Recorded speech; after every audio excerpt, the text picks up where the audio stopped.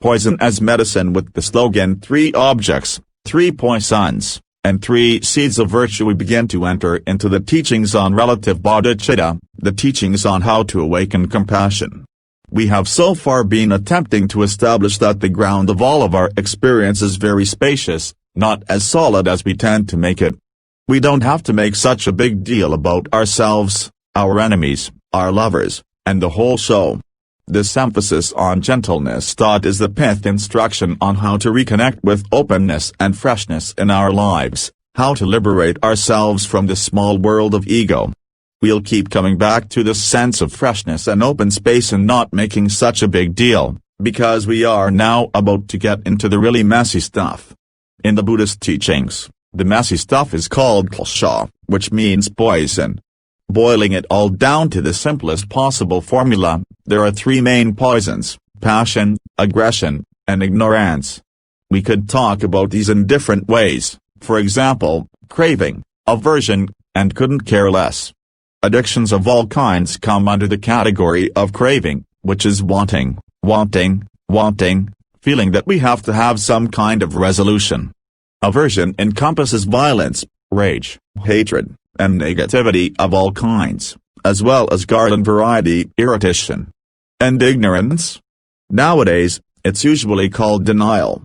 The 5th instruction of all the Buddhist teachings and most explicitly of the Lojong teachings is, whatever you do, don't try to make these unwanted feelings go away. That's an unusual thought. It's not our habitual tendency to let these feelings hang around.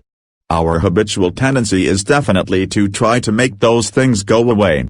People and situations in our lives are always triggering our passion, aggression, and ignorance. A good old Nissan cup of coffee triggers some people's craving. They are addicted to it. It represents comfort and all the good things in life. If they can't get it, their life is a wreck. Other people have an elaborate storyline about why it's bad for you, and they have aversion and a support group. Plenty of other people couldn't care less about a cup of coffee. It doesn't mean much at all to them.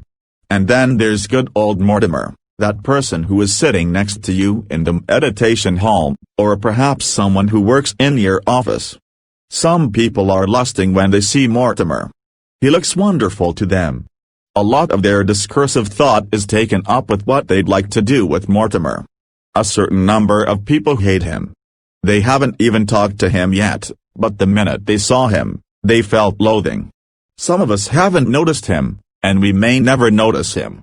In fact, a few years from now he'll tell us he was here, and we'll be surprised. So there are 3 things, which in the slogan are called 3 objects. One object is what we find pleasant, another is what we find unpleasant, and a third is what we're neutral about. If it's pleasant, it triggers craving. If it's unpleasant, it triggers aversion. If it's neutral, it triggers ignorance. Craving, aversion, and ignorance are the 3 poisons. Our experience would write the formula as 3 objects, 3 poisons, and lots of misery, or 3 objects, 3 poisons, and 3 seeds of confusion, bewilderment, and pain, because the more the poisons arise and the bigger they get in our life, the more they drive us crazy. They keep us from seeing the world as it is. They make us blind, deaf, and dumb. The world doesn't speak for itself because we're so caught up in our storyline that instead of feeling that there's a lot of space in which we could lead our life as a child of illusion, we're robbing ourselves from letting the world speak for itself. You just keep speaking to yourself, so nothing speaks to you. The 3 poisons are always trapping you in one way or another, imprisoning you and making your world really small. When you feel craving, you could be sitting on the edge of the Grand Canyon, but all you can see is this piece of chocolate cake that you're craving. With aversion, you're sitting on the edge of the Grand Canyon, and all you can hear is the angry words you said to someone 10 years ago. With ignorance, you're sitting on the edge of the Grand Canyon with the paper bag over your head. Each of the 3 poisons has the power to capture you so completely that you don't even perceive what's in front of you. This 3 objects, 3 poisons, and 3 seeds of virtue is really a peculiar idea. It turns the conventional formula on its head in an unpredictable, non-habitual way. It points to how the three poisons can be three seeds of becoming a child of illusion, how to step out of this limited world of ego fixation, how to step out of the world of tunnel vision. And the slogan is just an introduction to how this notion works.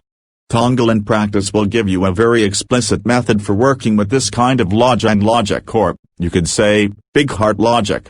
There's nothing really wrong with passion or aggression or ignorance, except that we take it so personally and therefore waste all that juicy stuff. The peacock eats poison, and that's what makes the colors of its tail so brilliant. That's the traditional image for this practice, that the poison becomes the source of great beauty and joy. Poison becomes medicine. Whatever you do, don't try to make the poisons go away, because if you're trying to make them go away, you're losing your wealth, along with your neurosis. All this messy stuff is your richness, but saying this once is not going to convince you. If nothing else, however, it could cause you to wonder about these teachings and begin to be curious whether they could possibly be true, which might inspire you to try them for yourself. The main point is that when Mortimer walks by and triggers your craving or your aversion or your ignorance or your jealousy or your arrogance or your feeling of worthlessness, when Mortimer walks by and a feeling arises, that could be like a little bell going off in your head or a light bulb going on. Here's an opportunity to awaken your heart. Here's an opportunity to ripen bodhicitta, to reconnect with the sense of the soft spot, because as a result of these poisons the shields usually come up. We react to the poisons by armoring our hearts. When the poisons arise, we counter them with two main tactics. Step 1, Mortimer walks by. Step 2, Kalsha arises. It's hard to separate the first two steps. Step 3, we either act out or repress, which is to say we either physically or mentally attack Mortimer or talk to ourselves about what a jerk he is or how we're going to get even with him, or else we repress those feelings. Acting out and repressing are the main ways that we shield our hearts, the main ways that we never really connect with our vulnerability, our compassion, our sense of the open, fresh dimension of our being. By acting out or repressing we invite suffering, bewilderment, or confusion to intensify. Drive all blames into Mortimer. Someone once heard the slogan "drive all blames into one" and thought it was "drive all blames into one."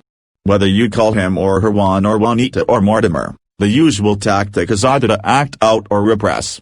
If Mortimer or Juan or Juanita walks by and craving arises, you try to get together by flirting or making advances. If aversion arises, you try to get revenge. You don't stay with the raw feelings. You don't hold your seat. You take it a step further and act out. Repressing could actually come under the category of ignorance. When you see Juan or Juanita or Mortimer, you just shut down.